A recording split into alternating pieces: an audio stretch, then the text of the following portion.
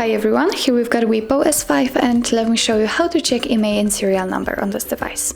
So actually we've got two options to choose from. Let me show you the first one. It is using the dialer. So let's open it and let's type *#06#. And as you can see here we've got both IMEI numbers. Let's click on OK.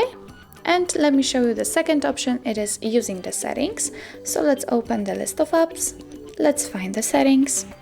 Here let's scroll down to the very bottom and choose About Phone, and let's tap on the status.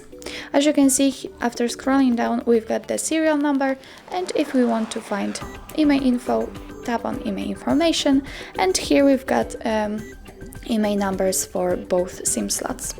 So that's all. This is how to check IMEI and serial number in your WePo S5.